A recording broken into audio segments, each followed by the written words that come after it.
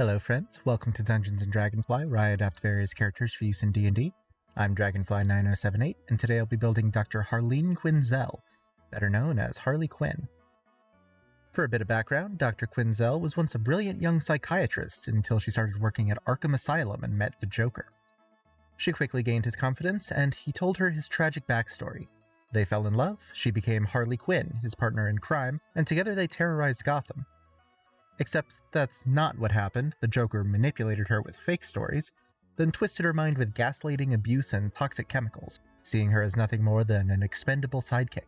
Useful, but not necessary.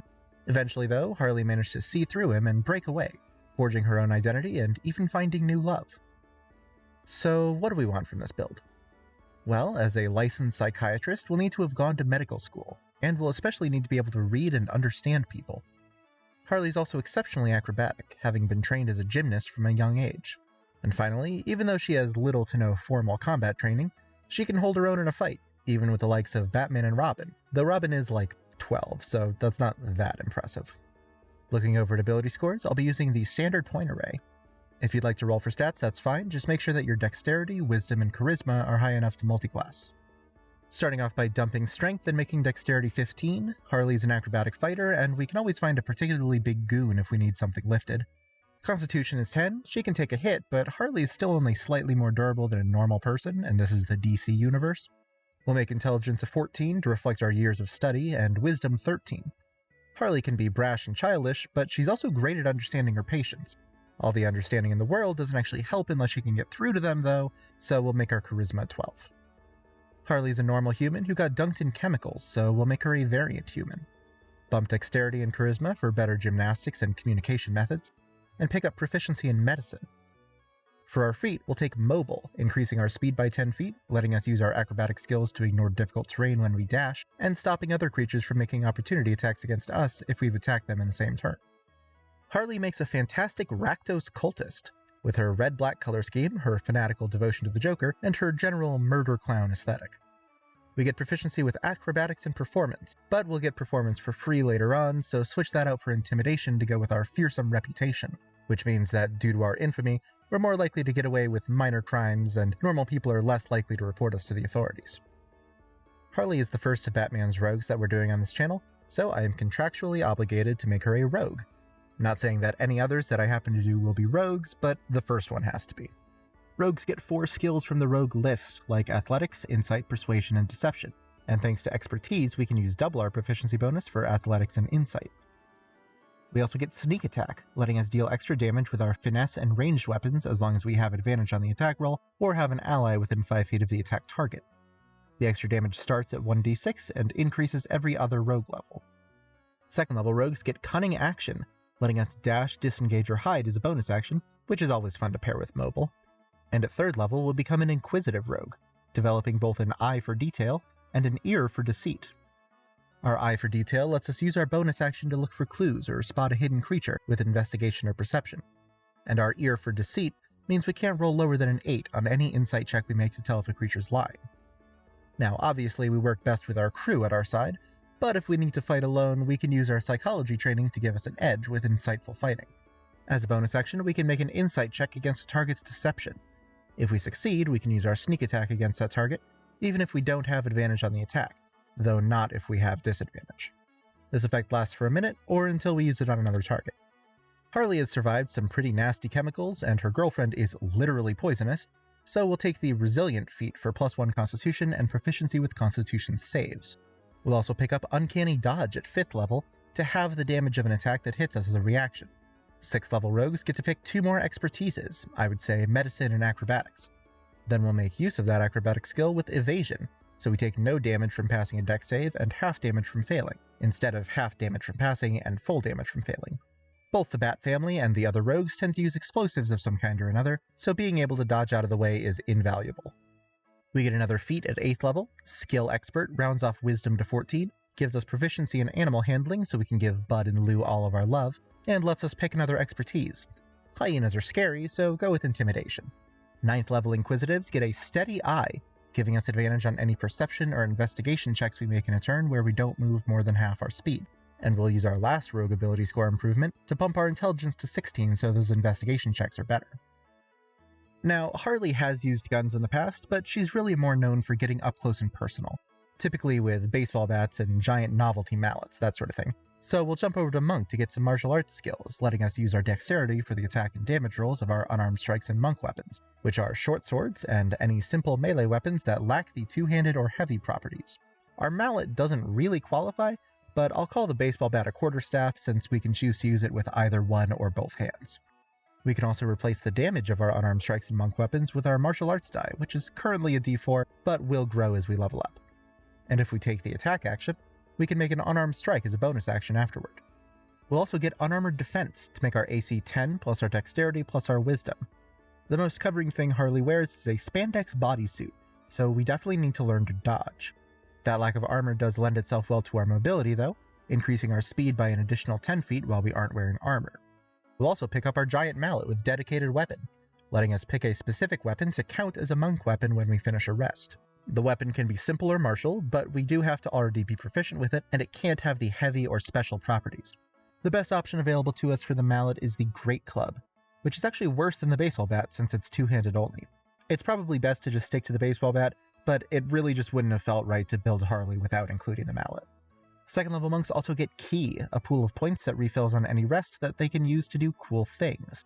Step of the Wind lets us dash or disengage with our bonus action, which we can already do without spending a key point thanks to our Cunning action, but it does also double our jump distance for the turn, so use it if you want to make a long jump, but ignore it otherwise.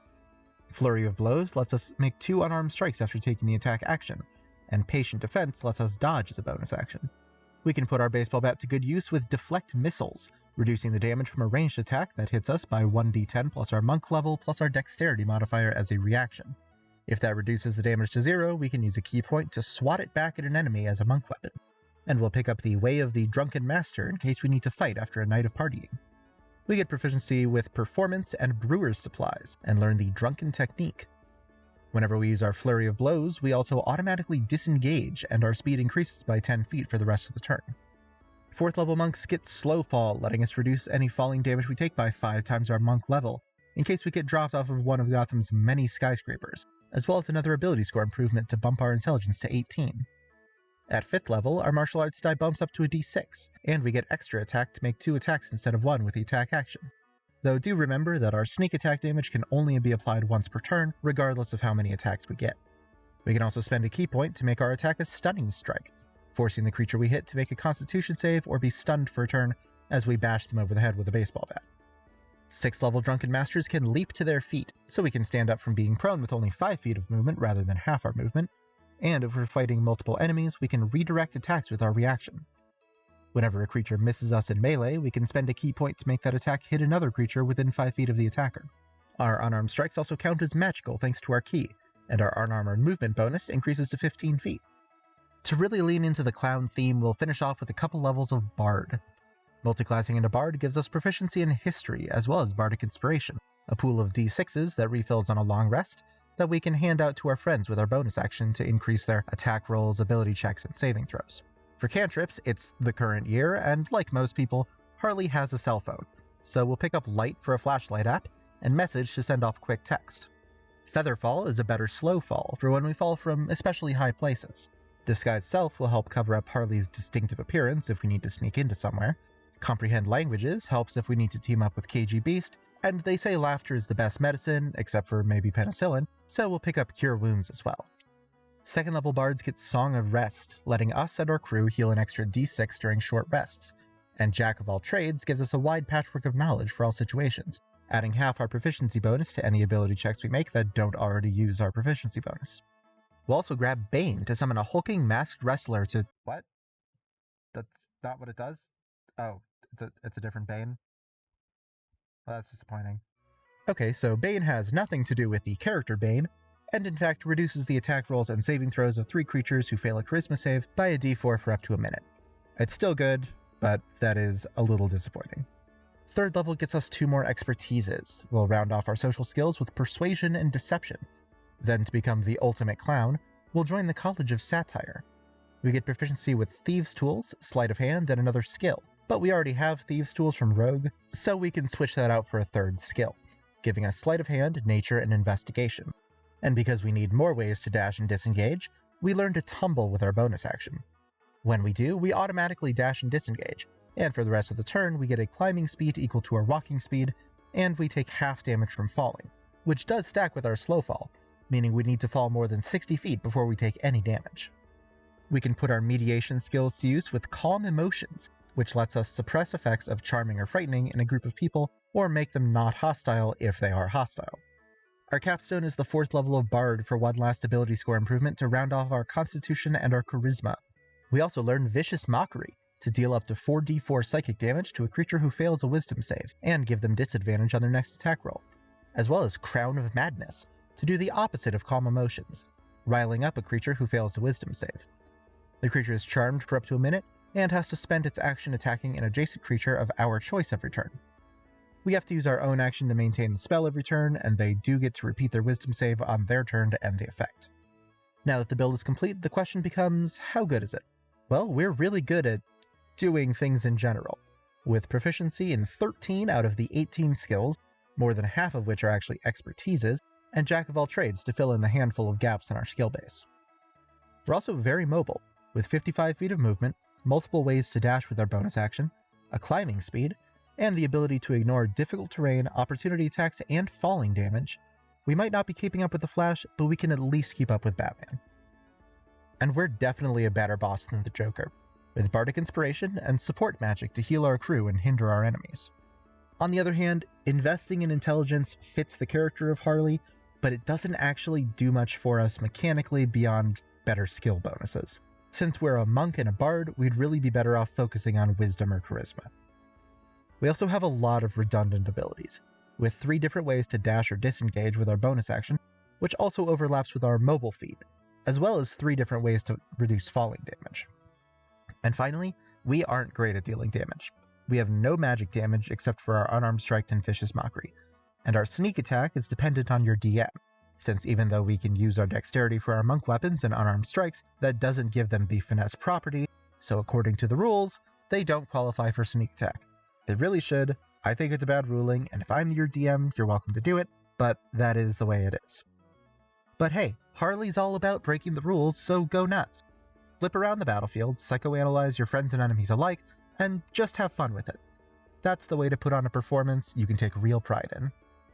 I want you alive so I can see the look on your face when I'm running this town.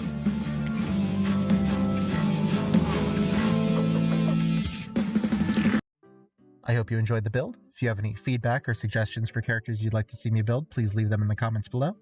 Thank you for watching, friends. I will see y'all later.